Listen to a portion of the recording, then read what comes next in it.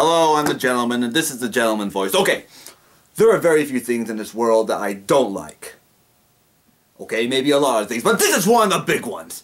What is it, you ask? Well, you'll see in a moment. Roll it!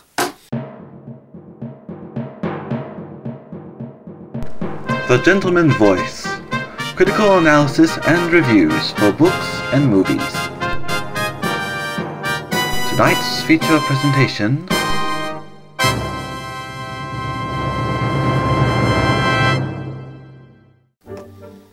So here we all are. Again. Well, I guess the best way to begin is to start with a recap from what happened last time.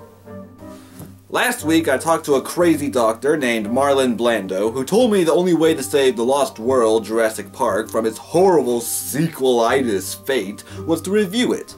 I did, and somehow I got suckered into reviewing the next one to save it from trilogitis. Mind you, it is not easy for me to keep my feelings about the lost world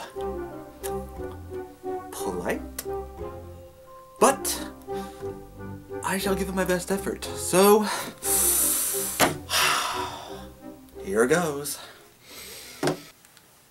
Because of the vindictive vitriol and bile spewed in this recap, we've replaced the gentleman's audio with monkey sounds and given you family-friendly subtitles to view instead.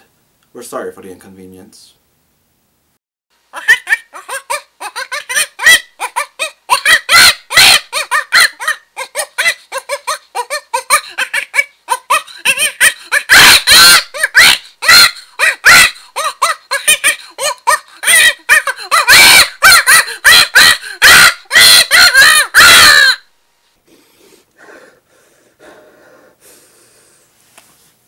So let's get to it. Jurassic Park III. We open with a boy and his dad getting ready to parasail near Isla Sorna, the island that was the heinous set of the heinous second movie. A highly illegal activity, as the area around the island is restricted. I'm gonna get you close, my friend, but not too close, eh? You know what I mean? Of course not. That would be step 1 of making this an awesome movie. Step 2 would be putting in an intelligent and pretty woman. I said intelligent and pretty woman. But trouble quickly arises when the parasailing duo ride through a fog bank and realize that the boat drivers have mysteriously vanished, leaving them on a course for a rocky outcropping. They free themselves and sail toward the restricted island. Wow, they just broke the Jurassic Park precedent so far. I mean, we've got new main characters to follow.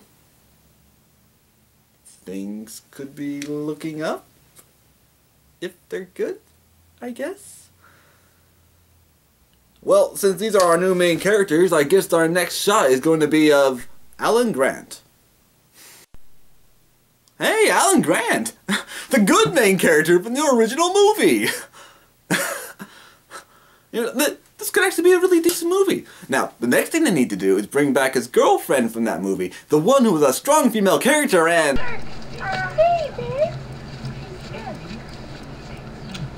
Oh, well, that's kind of awkward. But it's okay, they can work around that. I mean, the story could be about him trying to get back together with her and... You're still the best. I mean that. The last of my breed. No! Don't do that! No! That's not fair. You ruined one of the few good hopes I had for this movie to be good. I mean, what's the point of bringing her in if she's not going to go on the adventure? I mean, what else is she supposed to do?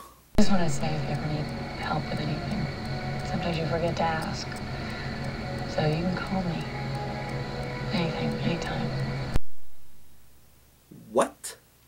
So you can call me. Anything, anytime. Oh yes, because I obviously shouldn't call the police or the military or something. No, I'll just call my ex-girlfriend I've got the hots for. Oh well, the movie could still work out. It could still work out. All I need to do is give him a new character that he can care about. A new romantic lead. Grant goes to host a lecture about his raptors talking theory, but other issues are much more important in the audience's mind. Now, does anyone have a question? Fine. Does anyone have a question that does not relate to Jurassic Park? Or the incident in San Diego, which I did not witness? Hey, that was actually a pretty good tie-in to the other movies. I have to admit that I'm sort of impressed by that. Are you saying that you wouldn't want to get onto Isla Sorna and study them if you had the chance? No force on earth or heaven could get me on that island. Yes, except the plot. That transcends everything but irony. Grant returns to the dig site thinking his lecture was an absolute failure. His assistant, Billy, tries to cheer him up, but it takes someone from his lecture audience to do that. Paul Kirby, Kirby Enterprises. As it turns out, he invites Grant and Billy to dinner. Grant agrees to go where he meets... Oh yeah, movie! That's what I'm talking about! The female lead to make Grant care. Now, if she's intelligent as well as pretty, then this could be really... And for our wedding anniversary this... awkward. Okay, forget I said anything. Forget it, yeah. I've chartered an airplane to fly us over Isla Sorna, and we'd like you to be our guide. Sorry, sir, but I'm really not interested in going, no matter what you offer me. And of course, we'd love to make a contribution to your research here. So that no force on earth and heaven bit is quickly abandoned in favor of a few greenbacks. Luckily, these island flyover lovers do think to bring some bodyguards along, just in case the situation gets bad. But don't worry, none of the bodyguards are very important to the story. In fact, you don't even have to waste any time remembering them. At all. Trust me. Grant does his best to point out the dinosaurs to its benefactors, but they don't seem to be interested at all. I'm sorry, look, everyone, if you look out the left of the plane, you can see a whole herd of brachiosaurs. Whiskey, Dash, how about up front? You guys see anything? Nothing. Hey, you guys, if you're not gonna listen to me, I'm not gonna talk to you. But suddenly, one of them gets the idea to land the plane on the island. Set it down. You can't land here. What are you talking about? Hold on. I can explain all You this. cannot land on this island.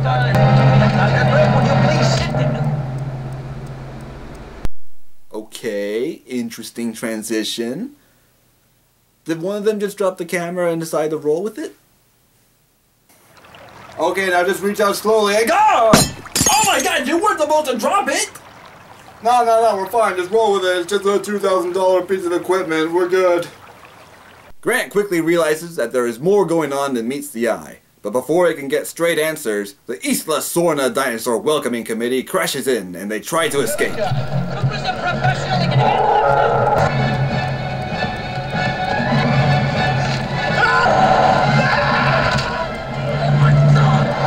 Take off the knob!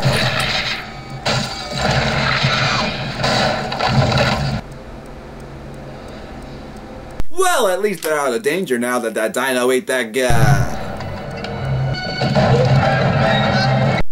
Wait, that dino ate that guy, so why is it now chasing after them? It shouldn't be...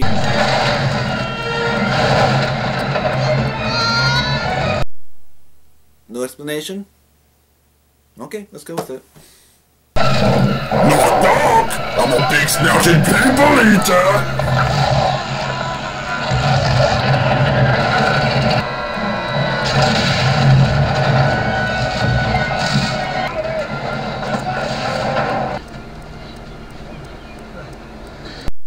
Well, now we'll be given a chance for everyone to rest and get an explanation of... Oh, really? Come on!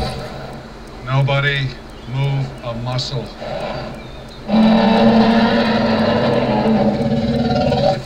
No, Grant, let them go. Let them die. They're not nearly as cool as you. Besides, back that way is the big snouted people eater. Well, luckily they're too busy fighting each other to bother with the little people in the production. Dino Caliber, fight!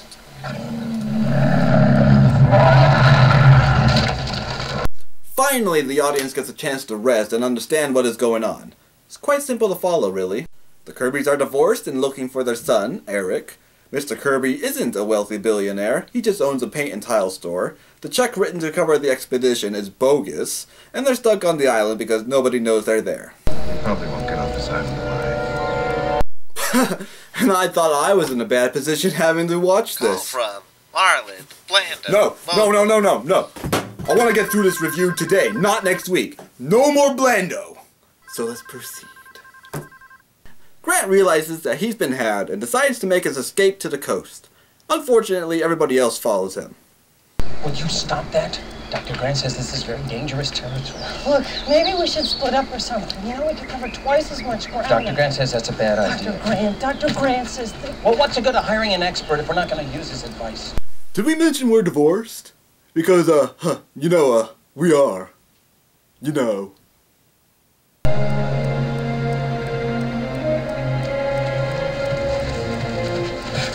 We spot a plane, it might be a good way to get attention.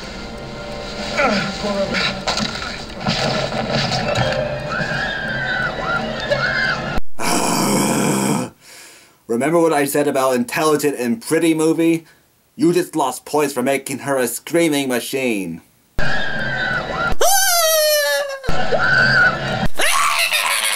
They follow the screaming woman. Just saying that makes me wish we could have the paleontologist from the second movie instead of her. She may have been stupid, but she was quietly stupid. They follow the woman and come across something just as dangerous. A clutch of dinosaur eggs. Lots of them. Raptor. Oh well, leaving that. Now we're on to an abandoned building.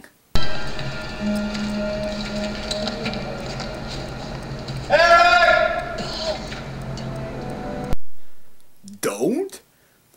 Lady, not even 2 minutes ago you were screaming. 5 minutes before that you were calling for your son. Make up your mind!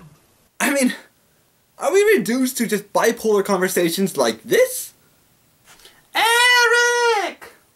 Lady, be quiet. Oh, of course. Shut up!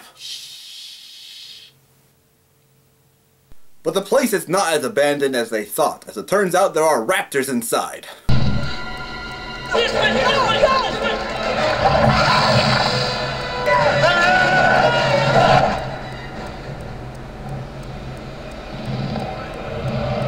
Yes! Yes! That's what I'm talking about! Problem-solving raptors, not like the last ones. See, this is how they're supposed to be. That's it. Then they take the raptor characters to a new level. Oh my God. He's calling for help. Well, doy? You kind of theorized that they could do that. Why are you surprised? Who cares? We got chase scene to watch. While they flee, Billy drops his bag and Alan snatches it up. But not before the poor, unimportant mercenary gets caught and is killed. And you see? That's why I told you not to bother remembering who they were. Halfway through the film and they're already gone. The Raptors corner Grant and are ready to take out one of the awesome characters in the movie. But the grenade of tear gas is thrown into the midst. Alright, place your bets, place your bets. Is it a sentient dinosaur or the kid? 8 to 5 odds. You could get rich if you say dinosaur. Dinosaur, everybody, dinosaur. Alright, that's it. Okay, who said dinosaur? Dinosaur, who said dinosaur? Nobody? Dinosaur? Smart crowd, smart crowd. Grant and Eric get to know each other and form a small connection. Eric, I have to tell you, I'm astonished that you've lasted 8 weeks in this island. I mean, the people I'm with nearly got me killed at least 5 times just today. Speaking of the idiots, we get some very touching conversation between the divorcees. Do we care? Oh, no, we don't want it. No, Okay, no, we'll skip it. Grant and Eric go out looking for the others the next morning, and they hear a familiar sound. That's my dad's satellite phone. They reunite and all are overjoyed to see each other. How did you know we were here? The phone, that stupid jingle from the store, I heard it. My phone? Yeah, your satellite phone. Where is it? I don't have it. Oh, whoops, well the joke's on you guys. Now where did I leave that?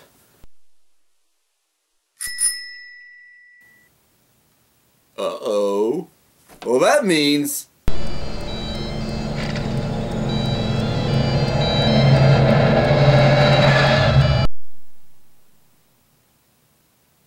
Yes? Are you just gonna sit there?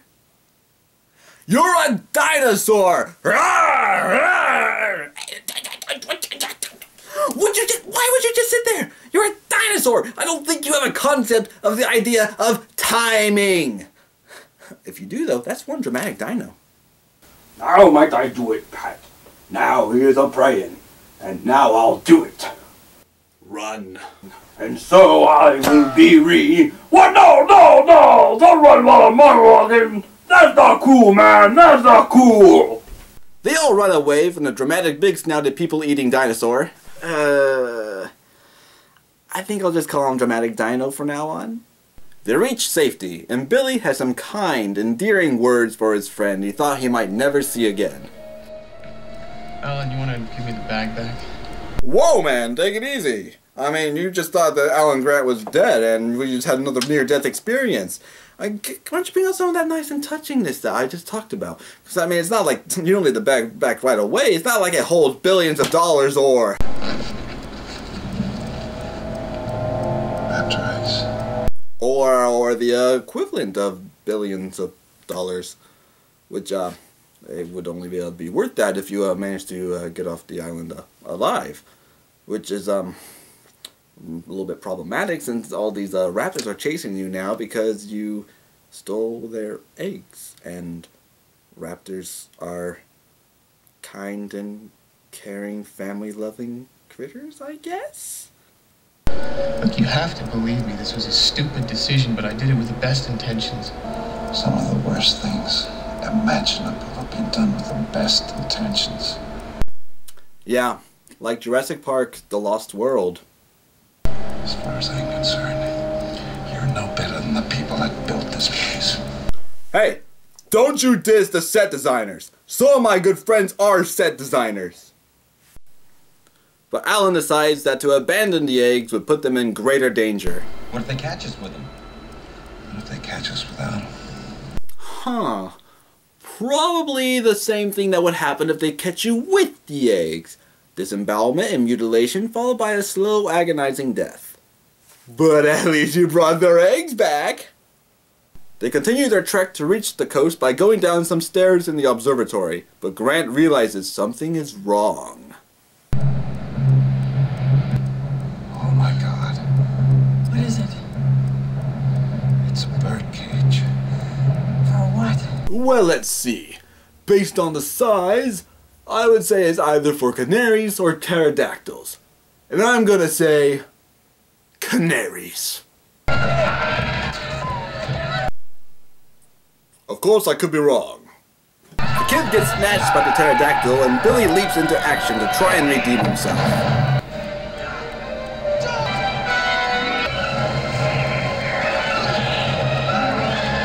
But that results in him getting left behind as they all escape. They all leave Billy to die and forget to close the door behind them.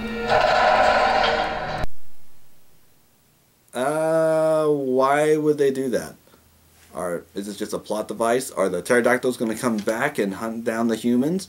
Or is there something else? Like, is this going to be for the sequel, yeah.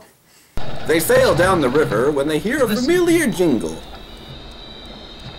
Oh good, the stat phone! That means that the dramatic dino is going to be back and we're going to have some really good dino action.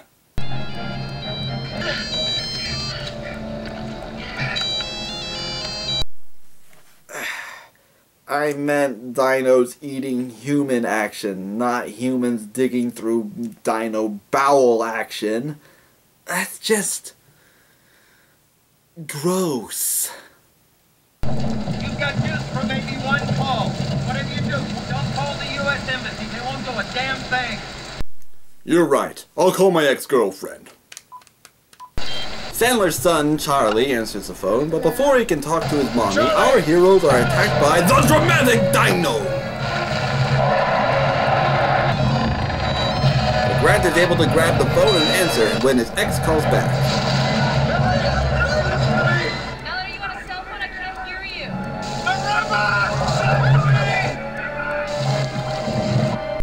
Okay, I hate to nitpick, but I have to. Hello? Hey, I'm on the island! I need help! The island? Oh my! Hang on, Alan, I'll get you help. Hello? Yes, 911, I'd like to place an emergency. You see, my ex-husband's on Isla Nora, the place where Jurassic Park is.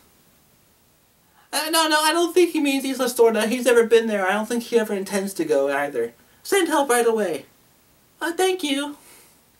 Grant, you've gotta be more specific! There are 2 islands, and only one that you've been on before, so isn't that the one that she would assume you're on? Seriously, you're smarter than this! You are smarter than this! This is what I expect from Ian Malcolm!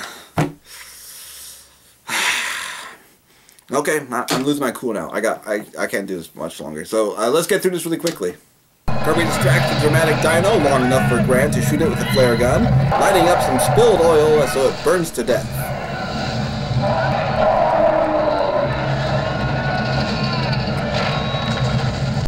So we're meant to think that Kirby's dead? Wow, that's 2 deaths and just... I'm not going anywhere! Wow. We thought he was dead for a grand total of, 10 seconds. 10 seconds. Well played, movie. Well played. I mean, well, of course, he can't be dead, because if he was dead, we wouldn't have such meaningful conversations like... Remember when we went fishing a couple summers ago? Just putting the boat in the water and the trailer sank. I miss fishing. Good talk, man. Good talk. They almost reach the ocean when they are surrounded by the raptors from earlier. They want the eggs. Doi?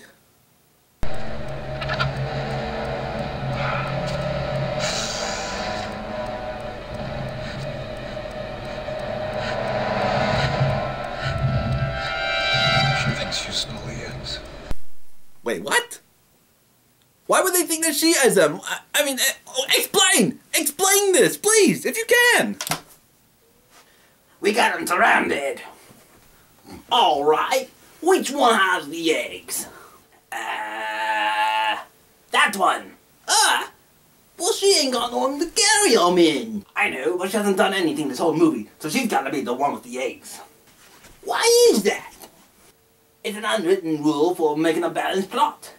Hey, I can smell the eggs over here on this guy. Nope, she's got them. But I can't. Do not question my logic, okay? They take the eggs and rush off into the bushes. Our heroes are rescued by the military, they see that even Billy got rescued, and they all fly off into the distance with the pterodactyls. And that was Jurassic Park 3. And I gotta admit, it was decent. Closer to what would be expected of a Steven Spielberg sequel than The Lost World. So, yes, that's right! I said it was a bad sequel. Come on up! See, this is what we're expecting from you, Spielberg. This is exactly what we're expecting. This is what we expect to see when we see a movie sequel by Joe Johnson?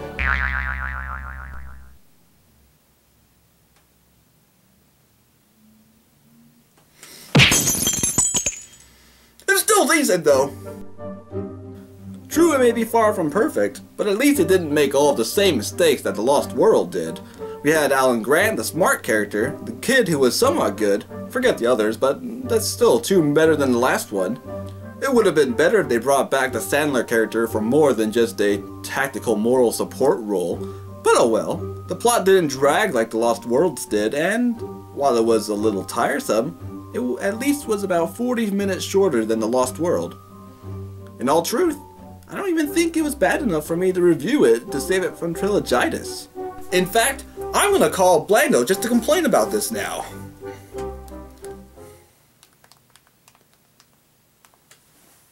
Yes, hello, this is Blando, Dr. Marlon Blando. Blando, you quack! Jurassic Park 3 wasn't bad enough to review to save it from trilogitis. Oh, well, that's because you reviewed it. You reviewed it, see. Bull! You made me review it for no reason. Well, if you didn't review that movie, what would you have chosen to review instead? Another movie that was good-ish. But that's not the point. Oh, well, whoops, I gotta go. I got another call coming in. Goodbye, gentlemen. Gentlemen, goodbye. God dang you, Blando! Alan Grant, what do you have to say about this? Some of the worst things imaginable have been done with the best intentions. After 2 movies like this, I think that's one thing we can all agree on. Thank you for watching. I'm the Gentleman, and you've been listening to The Gentleman Voice. Cheerio, and farewell.